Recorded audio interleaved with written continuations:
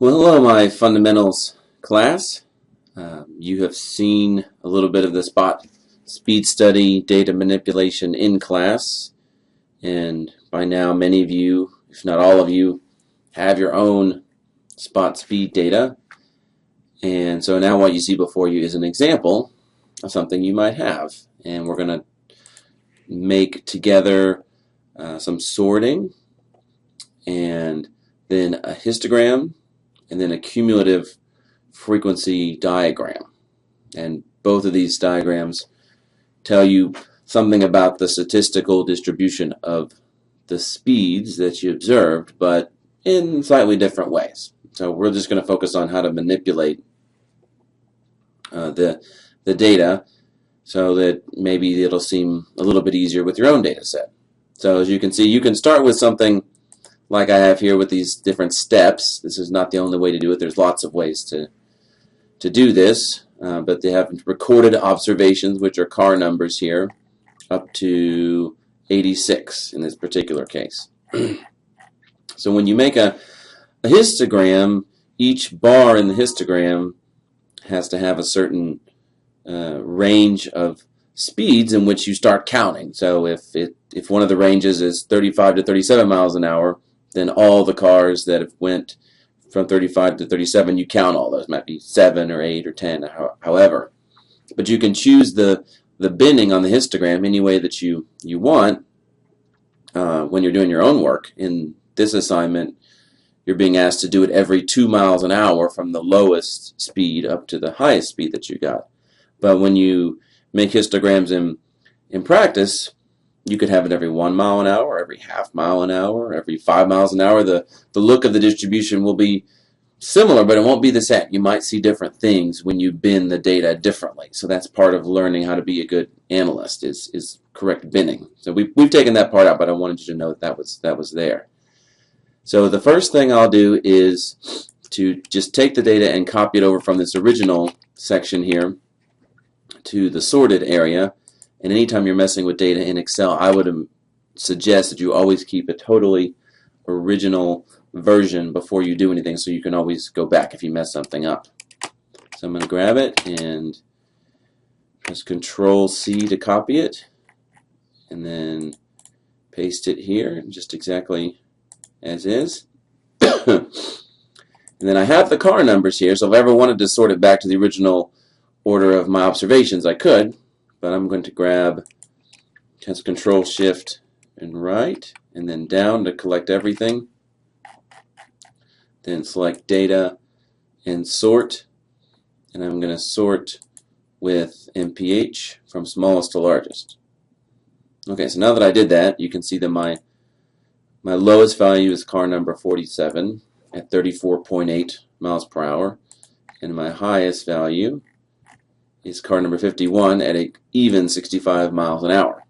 So that means I need to create my bin starting with this lowest value here. So I'm going to have at least, I don't know, 8 classes, I'll just guess. And the minimum one is just going to be this minimum value here. So 34.8. And each class has to be 2 miles per hour. So the maximum is always just the minimum plus 2 gives you the max group there.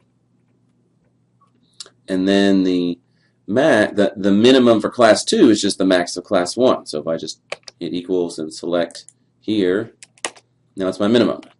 And now I can just copy this formula down, and that gave me this one plus 2 again. So now I have a 2 mile per hour class. And I can just keep dragging it down until I get to where my maximum exceeds 65, because that was my highest speed. So it's going to take quite a few more than 8 classes. So my highest one is 65, so 64.8 won't capture it. I have to do one more, and 65 will fit in there. If this works right, I should have one observation in, or probably just 1 or 2. Let's see. Yeah, the 63.4 won't be in there, so I should have only 1 observation in this last class. So I'll copy it down. I don't really use these numbers, but it helps me to number things. So the label we want you to use is the midpoint between your minimum and your maximum. So there's two ways to get the label. You can just take the average here, which gives you 36, or you can take the difference and divide it by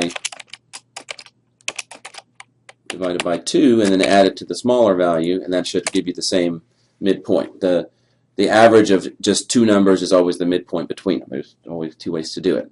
So I'll copy that down. Okay, so that's what my label's going to be, my histogram. Now I have to actually know how many cars are in each one. So if you want to, you could grab here and say, I need to get to 36.8, and so there's 4 there, and just type 4. And you could say, now I need to go from 36.8 to 38.8, and say, I have just 2. And you can just do it all the way down. It won't take that long to do that.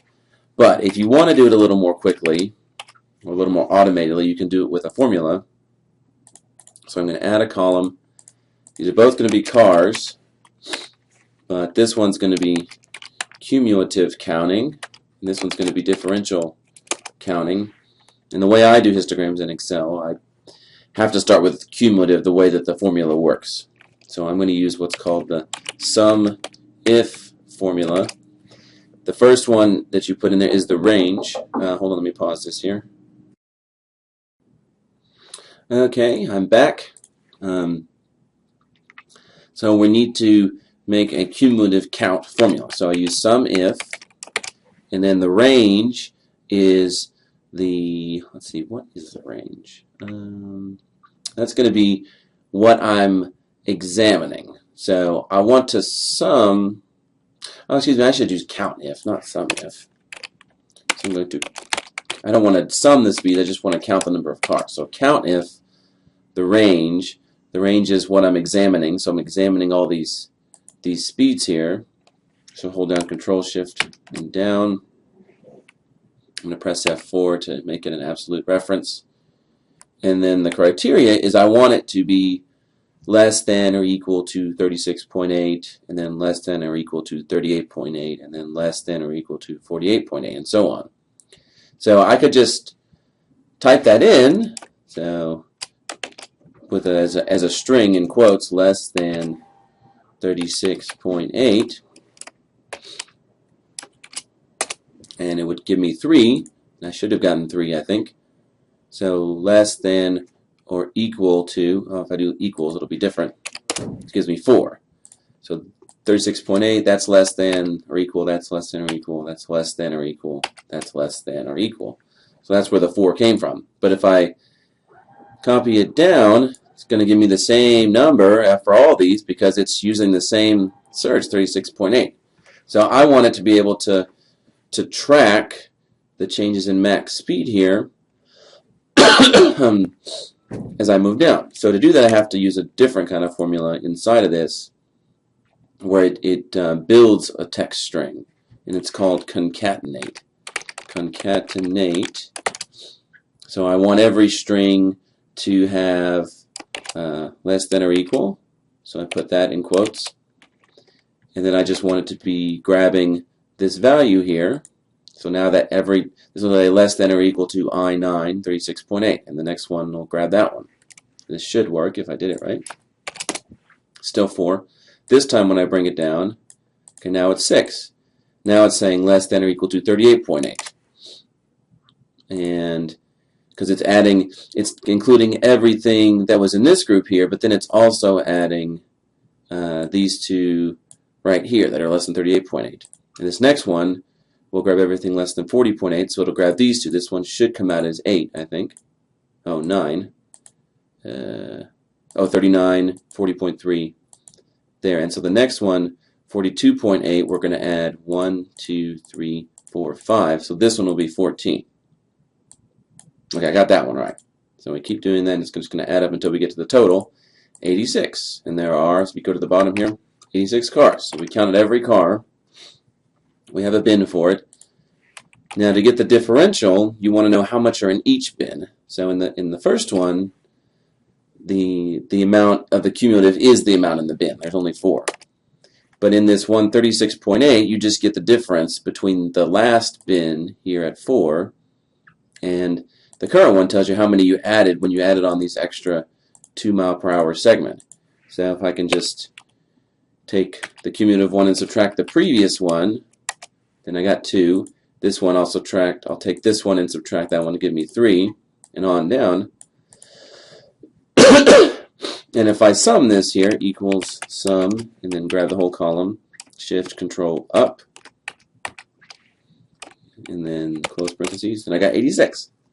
So here's 86 as cumulative, here's 86 as differential, and so that's my cars.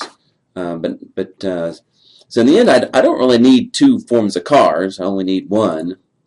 So I'm just going to change this one and save the numbers here. I'll just press Control C and paste special values. Let's see, values. So now I don't have the formula anymore. I just have the saved numbers. And now I really don't need this cumulative column anymore, so I'll just delete that one.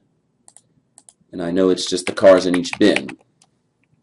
So now the frequency is the fractional version. So what fraction of the total is 4 cars? Well, it's 4 divided by 86.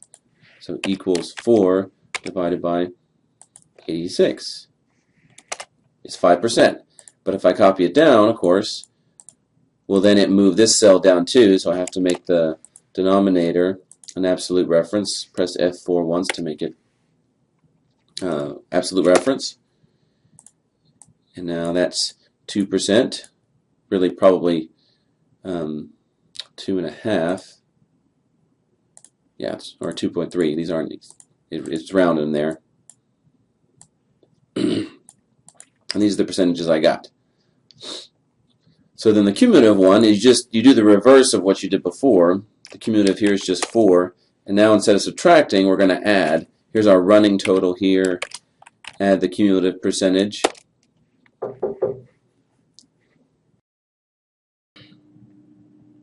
Okay, so to recap, we had our differential fractions here, and our cumulative fraction, we were starting to add them up. So we should get to 100%. And now you've got the data. It's not too hard, really, if you're halfway comfortable plotting to finish it.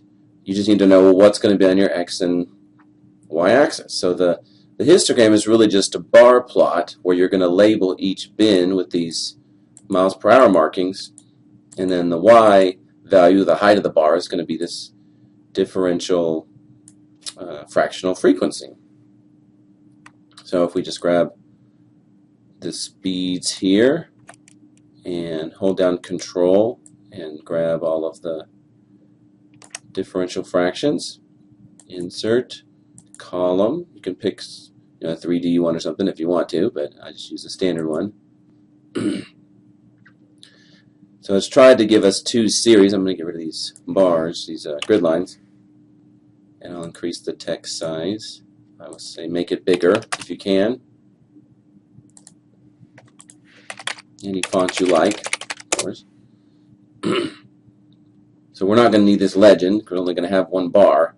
And so it's tried to turn these, which are really just labels, into numerical plots. That's what these really big numbers are here. So if I go to select data, I can see that series 1 is they tried to put this and make it a series. But really we don't need that to be plotted. Those are just values. So I'm going to delete that, hit remove.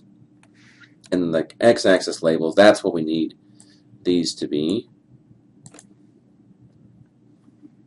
And so now you've got the basics of it. Now you just need to add I'll make the bars a little bit wider. And I don't really need these extra decimals here, so I'll get rid of those. Okay. And now I'll put the labels that go with this, which y'all basically know how to do this part already.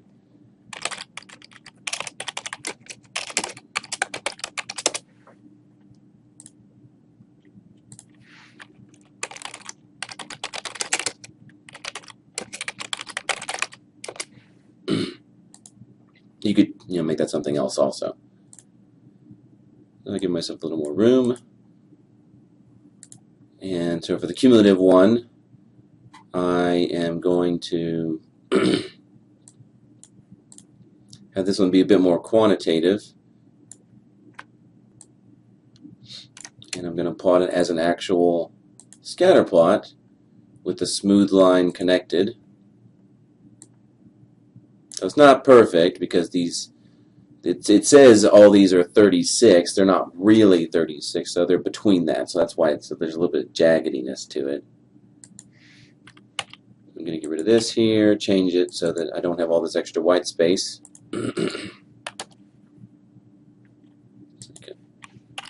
30. Okay, make it bigger, of course.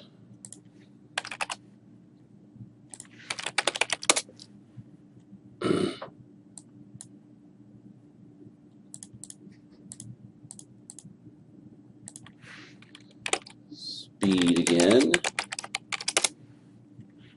And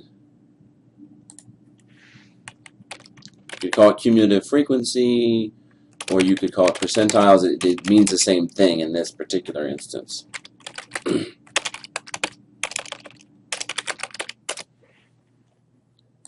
Okay, and you can dress it up in any way that you like, but that's pretty much how you do it.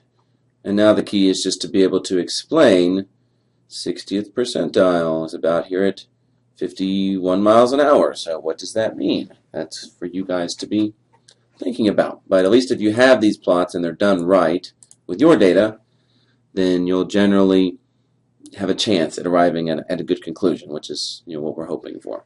So hopefully that helped you, and thank you for listening.